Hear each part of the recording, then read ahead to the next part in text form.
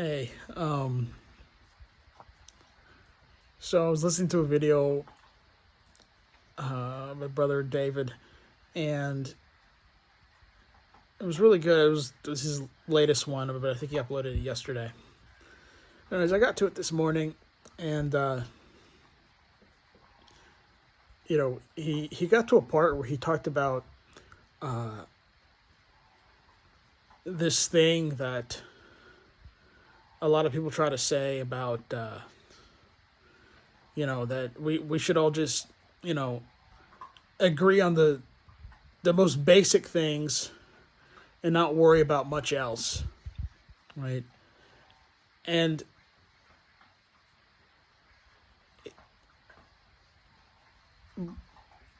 but here's the thing, right? Because when most people say that, first off, they don't do that with good intentions, but most of them say it with the intention of basically shut up and let me roll over you. Okay. But another problem, though, is that a lot of people, even, save people, like, can't agree on a basic thing about, how God views us, okay? Because me, you know, I, I think God views me as a loving father, God as a loving father, views me as a son whom he loves, okay? The grace shippers,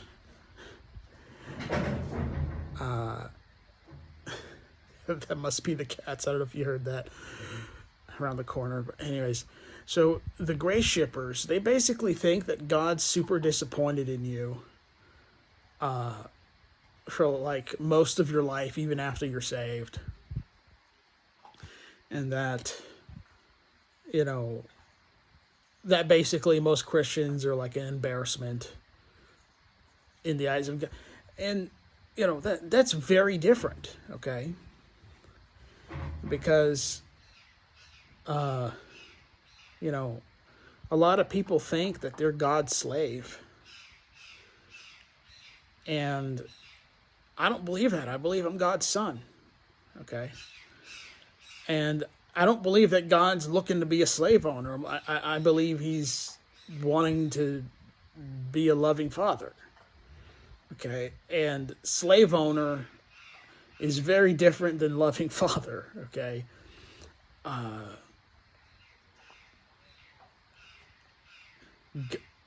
God isn't a hard taskmaster. The hard taskmasters were back in Egypt, okay? And so, when it comes to, when they talk about the basics about, salvation by grace through faith and who Jesus is and, you know, things like that, I don't even think that they can agree with us about who Jesus is because they think that Jesus is basically mad at you right now. And that Jesus just wants you to get to work. Whereas we believe that, God's never mad with the believer. God is not going to curse the believer because Jesus Christ frees the believer from the curse of the law. And, that he does the work in us, and, we don't want to get in the way of that. Whereas a lot of the great shippers, they want to, they want to do an Ishmael, where they don't like God's plan for their life, so they try to come up with something better and pretend it's spiritual and pretend that they actually did it for the Lord. And just how, there's nothing spiritual about knocking up the maid, right? In Abraham's case with Hagar, there's nothing spiritual with trying to get God to like you through your works, and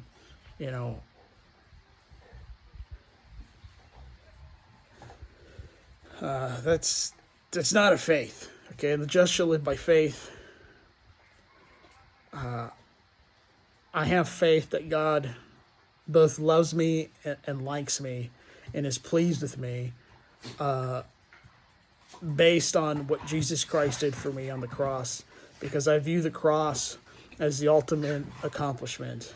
Okay, I don't see it as like a baby step to something else, to trying to like do all these works to to perfect myself, because I'm already perfect in Jesus Christ. Okay, He's able to justify me from all things. Okay, He is my Redeemer, He's my Savior, and I know that He loves me, not because I'm a good person, not because I do good works or something like that. I know that He loves me because that's who He is. He's a God of love, and He's adopted me into His family.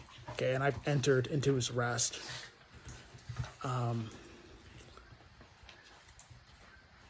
And look, if you think the Christian life is super complicated,